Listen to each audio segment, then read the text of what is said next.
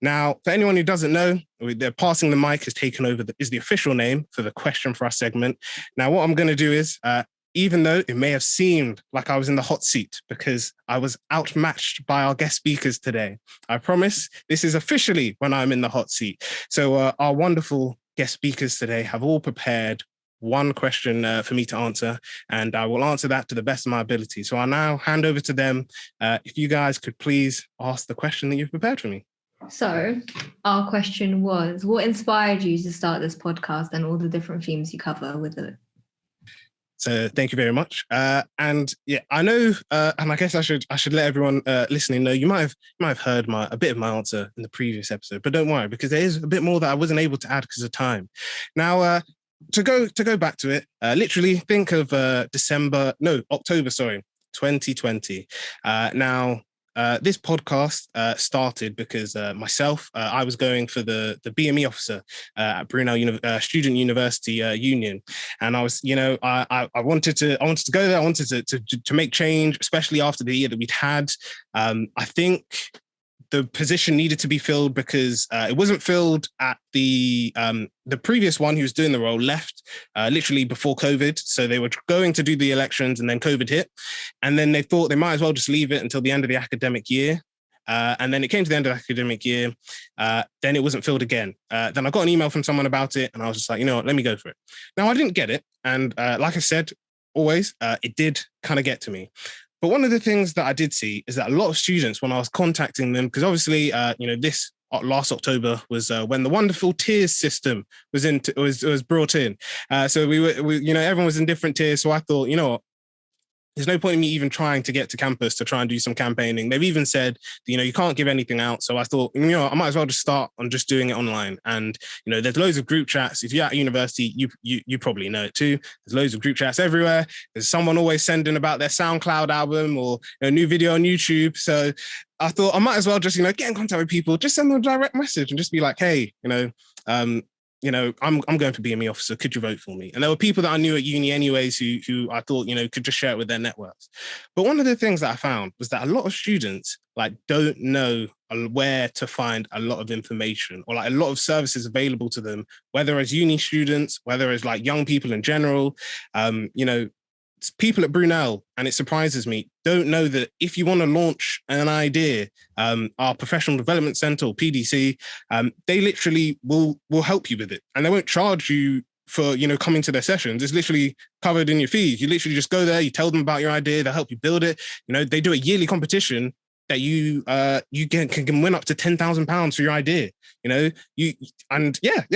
It's a thing that's available to students, but a lot of students don't know this. And they don't charge you for this. A lot of students don't even know that Professional Development Centre as well will work with you to build up your CV. If you're a student and you're just like, oh, I've never done a CV before, I've never even applied for a job. These guys have a whole database of placements, of jobs that uni students can apply for, of all of this. And a lot of students didn't know that.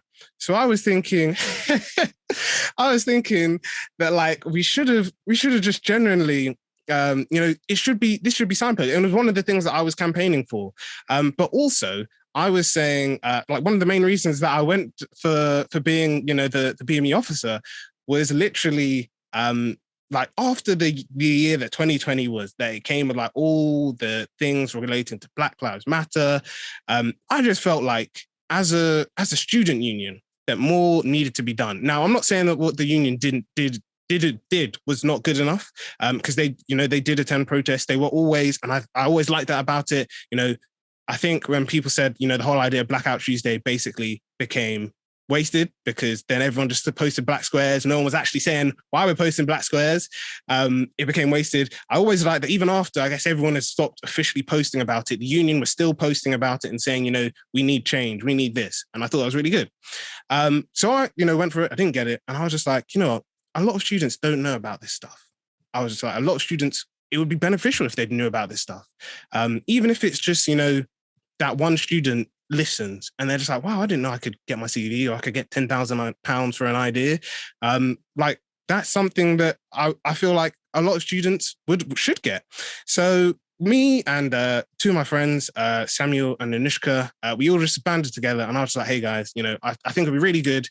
I know we did the campaign and it's ended and I didn't get it, but I feel like let's just do this as a podcast. And originally I was going to do this literally just as like a series of speaker events that I was just going to do off the blue. I was just like, hey, I'll start up an Instagram account, say, this is for a speaker series that we're going to launch online. It's going to be like over Zoom.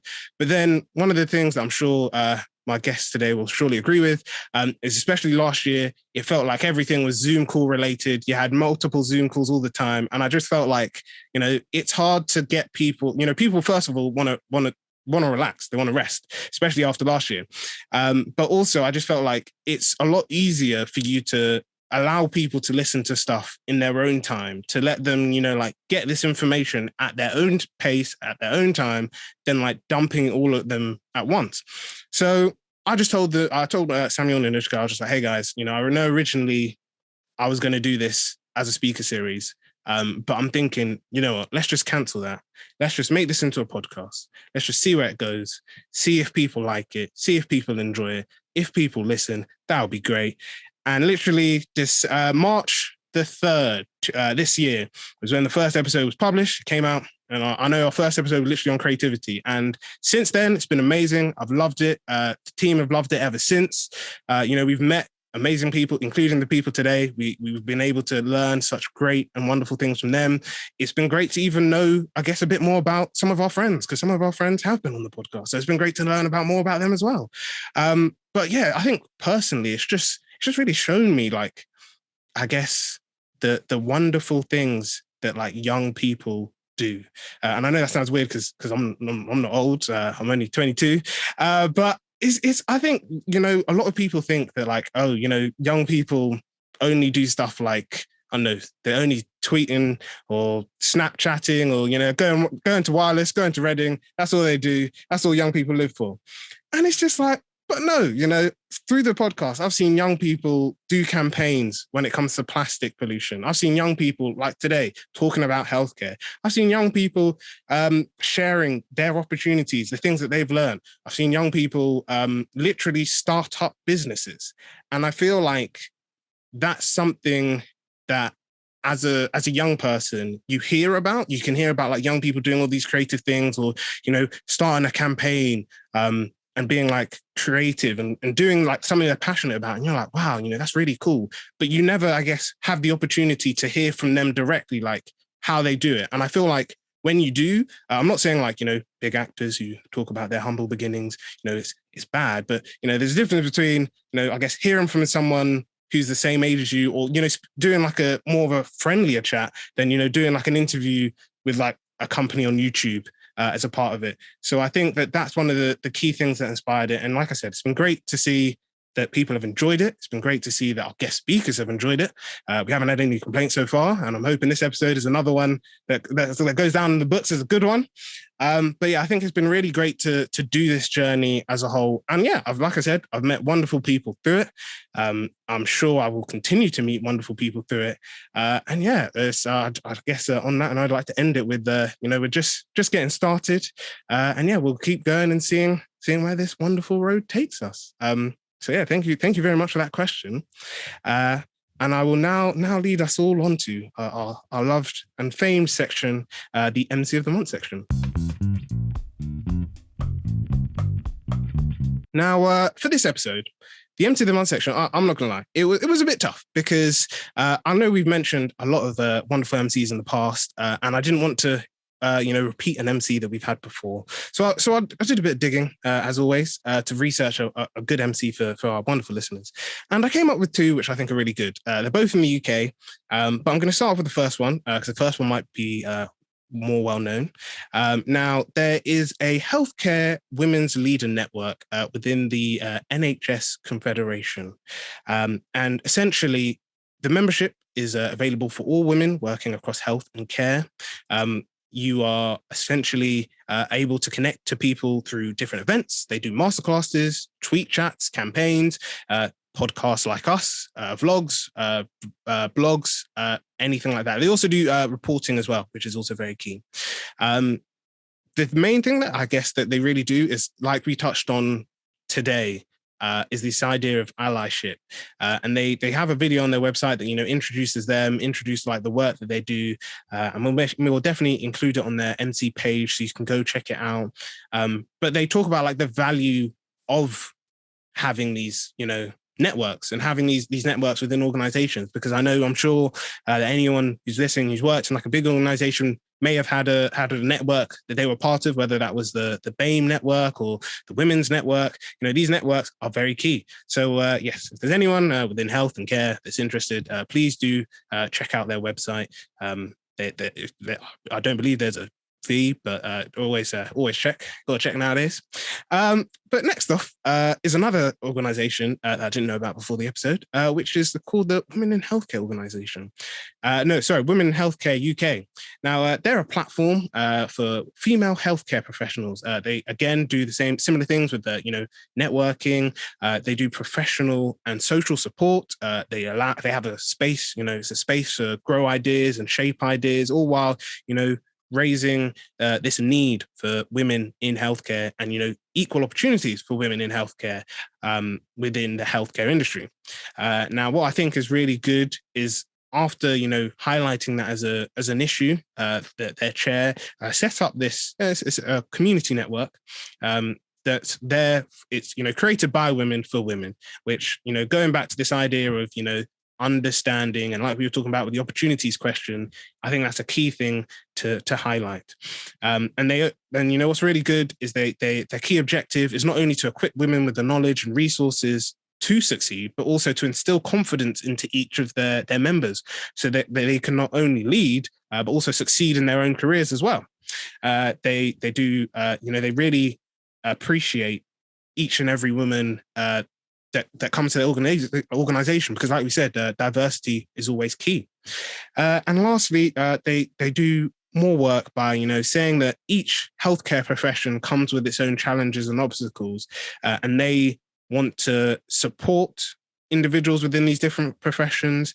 They want to, challenge these challenges, I guess is the best way to word it, and also allow these, show that offer support and guidance to, women in healthcare can overcome any of these challenges that they may face or obstacles. But yeah, those are our 2 MCs of the month. I know we haven't had 2 for a while, but we could get a nice treat for today's episode. And yeah, we've now officially come to the end of our episode today. First off, I would like to thank the wonderful society that I've had here today. I'd like to thank Parmis, Giulia, Lara and Rachel. Thank you so much for coming onto the podcast. It's been great to have you guys on here and to learn more about you as individuals, but also as your society as a whole. Now, before I let you guys go, as always, I'd just like to, some of our listeners might be interested in learning more about yourselves, even your society. They might even be from your university and not know that you guys exist. So I guess, first off, we just want to see, is there any way, is there any social media that they should be aware of? Is there any websites they should be aware of? And if so, could you please let us know? Lara just nodding away at all her hard work. So we have many, so let me just start from the beginning. Once again, we are Women in Healthcare. The 4 of us make up the core team of Women in Healthcare. We represent 32 other members of our committee. We have an academic team, a socials team, a charity, an outreach, a male ally, and a welfare team, as well as our publicity team who do all our social media work.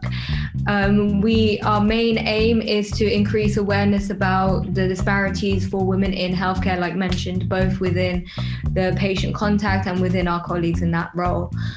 We have an Instagram, which is BLWIH SOC, BLWIHSOC. We have a website which will be linked in the bio there. We have a Twitter, we have a LinkedIn. Did I mention we have a website? I probably did. Lara worked so hard on that. It's just her entire summer project and it looks incredible. If you are interested in attending talks about women's health and disparities in healthcare, we have at least 2 events a month going on. We are working on bigger projects such as international conference and a ball coming up, hopefully.